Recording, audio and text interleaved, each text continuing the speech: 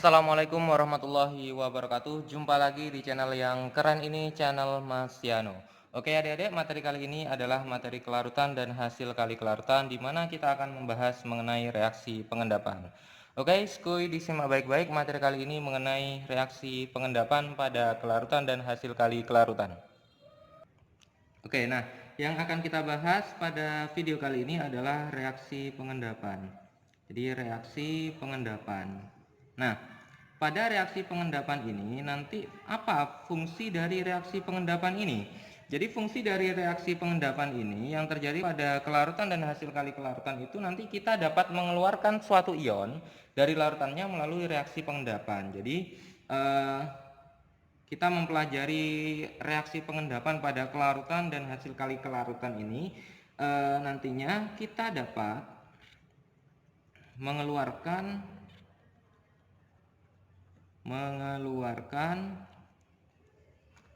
suatu ion. Jadi ada ion yang ingin kita endapkan, maka harus dikeluarkan dari larutan awalnya, adik-adik. Suatu ion dari larutannya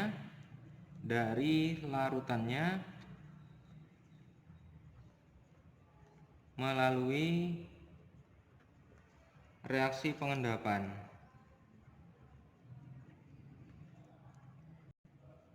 Oke. Nah, ini adalah konsep pada reaksi pengendapan yang akan kita pelajari adik-adik. Nah, contohnya adik-adik seperti ini, biar tidak bingung ya. Contohnya seperti ini adik-adik. Jadi misalkan kita ingin mengendapkan ion Cl-. Jadi misal mengendapkan ion Cl-. Mengendapkan ion Cl- dari air laut misalkan. Dari air laut. Jadi di air laut itu kan banyak sekali ion-ion yang terkandung di dalamnya. Salah satunya adalah ion Cl-. Dengan cara apa kita ingin mengendapkan atau mengeluarkan ion Cl- ini dari air laut? Dengan menambahkan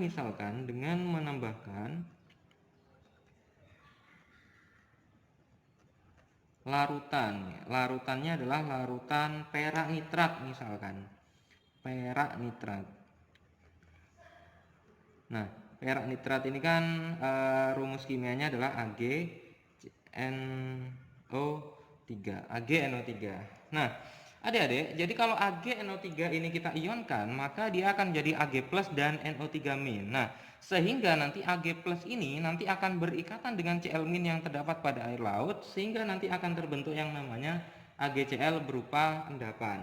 Jadi ketika ada Cl- yang dia berasal dari air laut, maka kemudian ketika bereaksi dengan Ag+, maka nanti dia akan terbentuk endapan yaitu AgCl. Fasenya solid kalau endapan. Nah, langkah-langkah untuk mengerjakan soal-soal reaksi endapan ini berarti kita harus memprediksi nih kapan terbentuk endapan, kapan masih belum terbentuk endapan. Jadi ada langkah-langkah adik-adik, ada langkah untuk memprediksi endapan.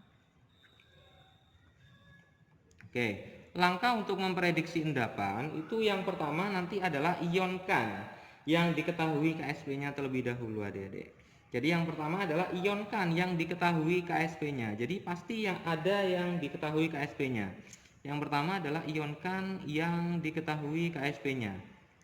Diketahui KSP-nya. Oke, nah setelah diionkan yang diketahui KSP-nya, maka langkah selanjutnya adalah tulis Kice. Apa itu Kice? Ada KSP, ada Kice. Kice itu adalah hasil kali ion. Kice adalah hasil kali ion. Oke, nah hasil kali ion itu adik-adik hampir sama dengan KSP. Jadi kalau hasil kali ion dari ini AgCl ini ketika dia mengion, maka nanti kan akan menjadi Ag+ dan Cl-. Sehingga Kc-nya adalah ya konsentrasi Ag+ kali konsentrasi Cl-. Hampir sama dengan konsep KSP. Nah, kemudian adik-adik setelah kita mencari Kc-nya, maka langkah selanjutnya adalah membandingkan. Bandingkan Kc dengan KSP-nya. Bandingkan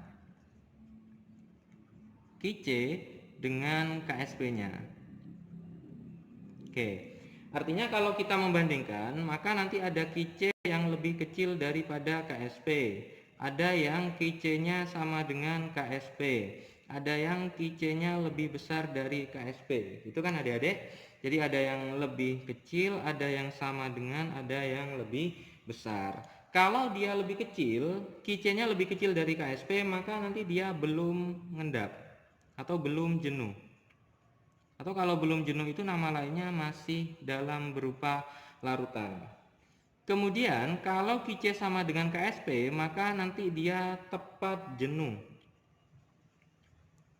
Oke. Tapi kalau Qc-nya lebih besar daripada Ksp, maka nanti akan terbentuk endapan atau mengendap. Jadi larutannya akan mengendap. Nah, kalau kita ingin membentuk suatu endapan, maka Qc-nya dia harus lebih besar daripada Ksp yang dimiliki oleh senyawa tersebut, sehingga nanti dia akan mengendap. Nah, ketika mengendap, maka ion yang kita ingin keluarkan dari suatu senyawa itu nanti bisa bisa kita dapatkan. Oke, nah contoh soal adik-adik.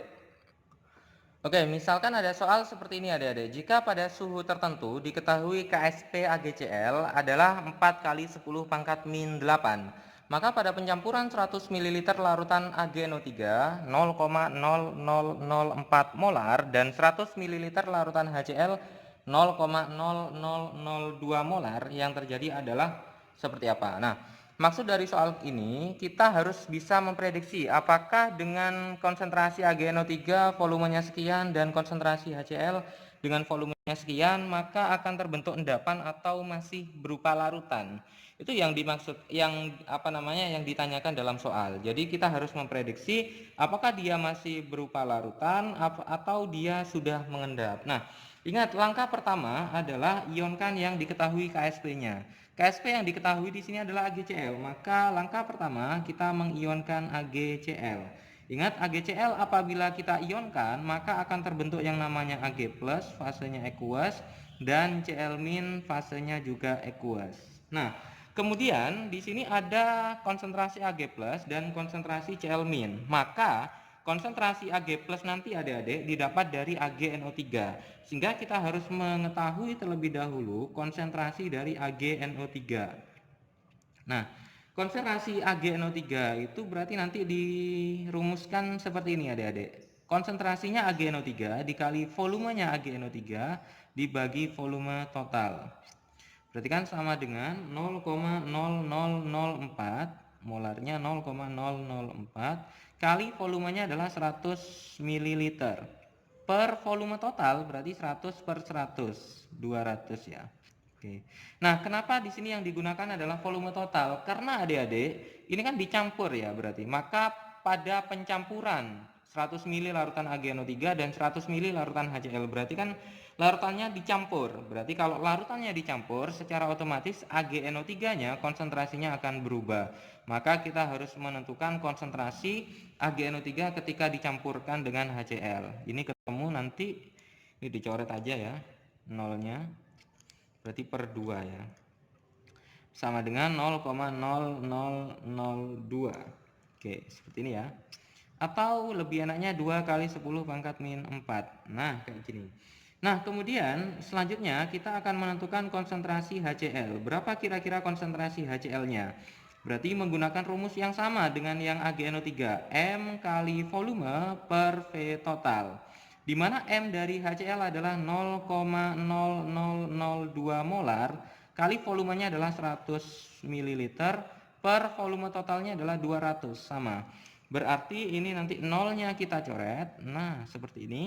Kemudian kita dapatkan 2, berarti ini 0,0001 atau 10 pangkat min 4 molar. Nah, kemudian adik-adik, AgNO3 ini kita uraikan. AgNO3 maka dia akan terurai membentuk yang namanya Ag+ dan NO3-.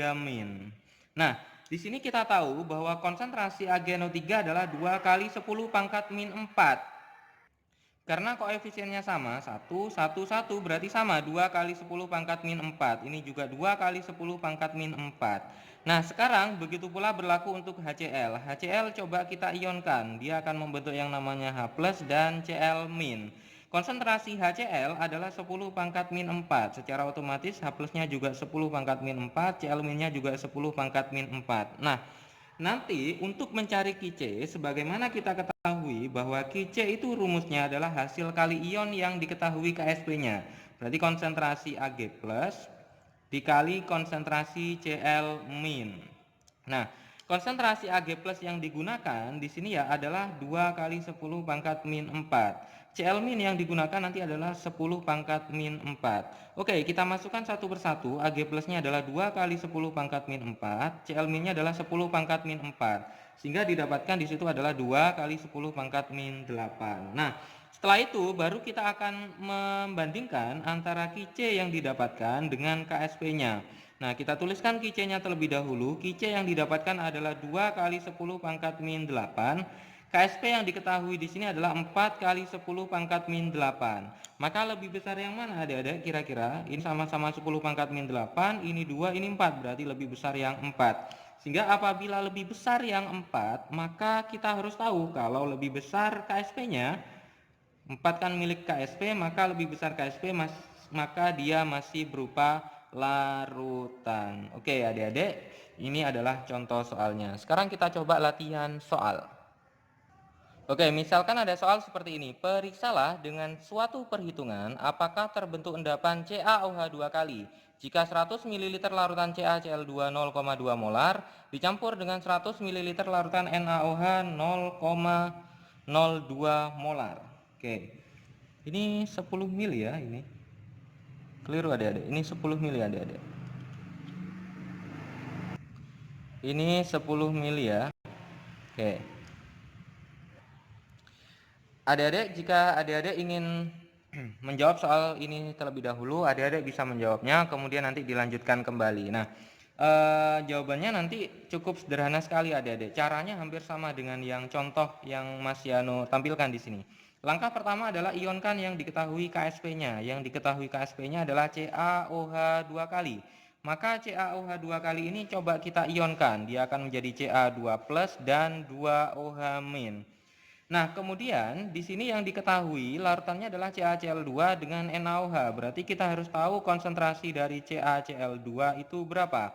Berarti M kali volume per V total. Nah, konsentrasi CaCl2 adalah 0,2 molar. Kali volumenya adalah 10 mili. Per volume totalnya 10 tambah 10 ya 20. Berarti sama dengan 0,1 molar. Ini kan bisa dicoret ya. 10 20-nya ini. Nah, kemudian kita akan mencari juga konsentrasi yang dimiliki oleh NaOH. Nah, konsentrasi NaOH ya berarti sama menggunakan rumus M kali V per V total. Di mana M-nya di situ adalah NaOH 0,02. 0,02 kali 10 per 20. Berarti ketemu 0,01 molar. Oke, ini atau kita jadikan 10 pangkat min 1, ini 10 pangkat min 2. Nah, kemudian adik-adik, karena di sini yang diketahui adalah CaCl2, maka kita ionkan dulu CaCl2. Kalau diionkan maka akan menjadi Ca2 plus dan 2Cl min. Kemudian konsentrasinya CaCl2 di sini adalah 10 pangkat min 1. 10 pangkat min 1 berarti di sini juga 10 pangkat min 1. Karena ini 2 ya berarti 2 kali 10 pangkat min 1. Oke, kemudian NaOH coba kita ionkan. NaOH apabila diionkan maka dia akan menjadi Na plus dan OH min. NaOH di sini konsentrasinya adalah 10 pangkat min 2, Na plusnya juga 10 pangkat min 2, OH minnya juga 10 pangkat min 2. Kenapa? Karena koefisiennya sama-sama 1. Baru kemudian kita akan mencari Qc-nya. Tulis Qc. Qc-nya sama dengan konsentrasi apa? Ca2 plus kali konsentrasi OH min pangkat 2. Kita masukkan konsentrasi Ca2 plusnya adalah 10 pangkat min 1. OH minnya 10 pangkat min 2 dikuadratkan. Berarti hasilnya 10 pangkat min 5.